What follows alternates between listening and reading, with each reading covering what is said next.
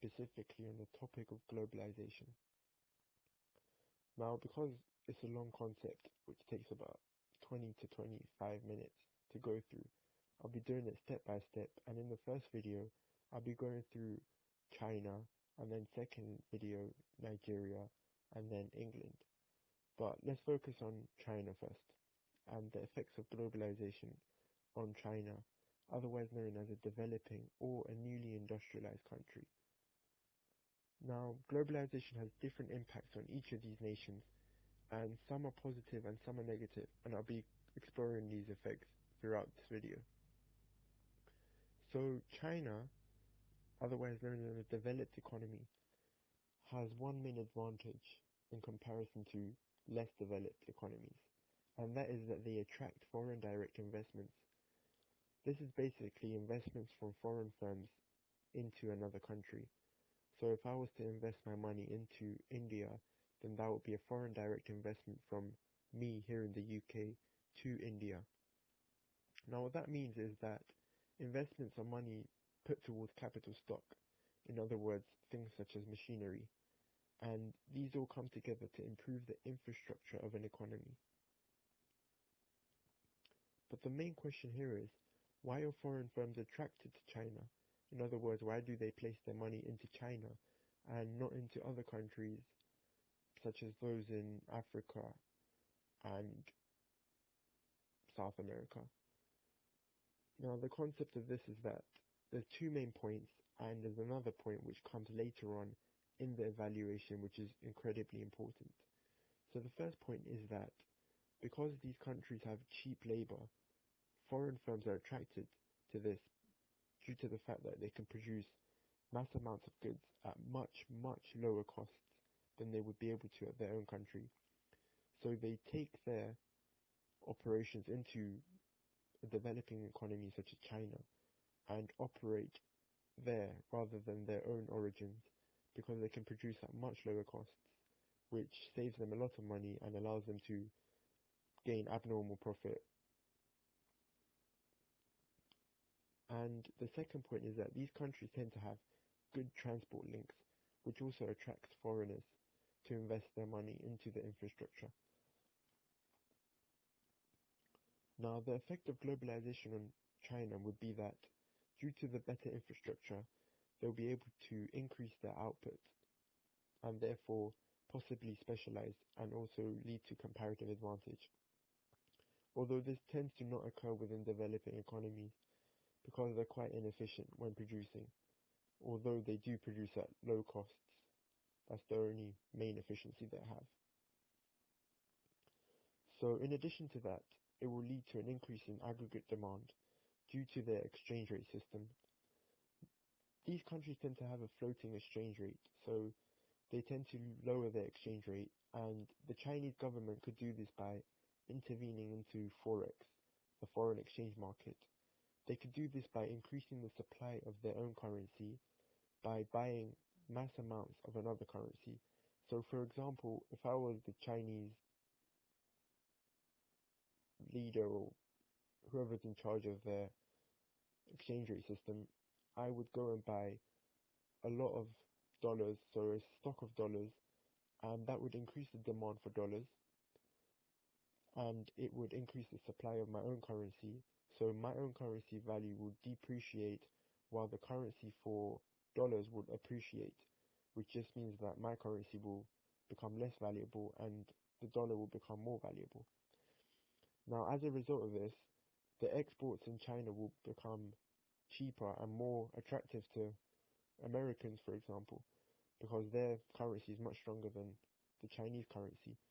So exports become cheaper for them, so they tend to increase the demand for exports from China. As a result, the AD will shift outwards in China. This would increase the GDP and ultimately lead to economic growth in China. Because there's a higher demand for output within China, it means that there's a higher demand for labor forces as well. And therefore, unemployment within China would decrease, and the standard of living would increase as their exports increase and more money comes into the country. Now, one thing to note down here is that the exchange rate does increase the exports, but it also decreases the imports. And this is the point which a lot of people tend to forget, because they only think about the exports where the imports are important as well in order to have a budget surplus, a current account surplus. So when they reduce their exchange rates, their exports do become cheaper, but within the country, their imports will become more expensive because their currency's value has depreciated. So if they wanted to import something from, say for example, England, it would turn out to be more expensive for them. So that will kind of put them off from importing goods, and as a result, it would cause their current account to turn into a surplus. So if it was a deficit, the deficit would be reduced. If it was already in a surplus, the surplus will exceed. And this is simply because of the fact that their exports will become greater than their imports. So the value of exports is greater than the value of their imports. And whenever you're looking at these kind of questions, you have to evaluate, because in the exams they tend to have a discuss question or a comment question, which just simply means evaluate.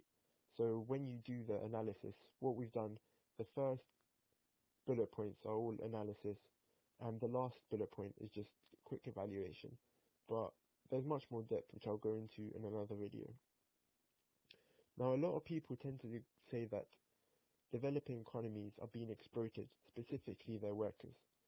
This is because they work for low wages, as mentioned before, and they work in extremely dangerous conditions, which puts their lives at risk every single day. Now, this is the point that I was talking about before in the other section. This is the point where, right here, where I said the point will come later. And this is caused due to the lack of regulation. So foreign firms are smart. They look at places where the government doesn't really care about the health and safety of the workers. So they tend to go to those areas which have a lack of regulation, and the workers are vulnerable because they're in need of money. So they're willing to almost work in any condition which allows them to work and gain money for their family.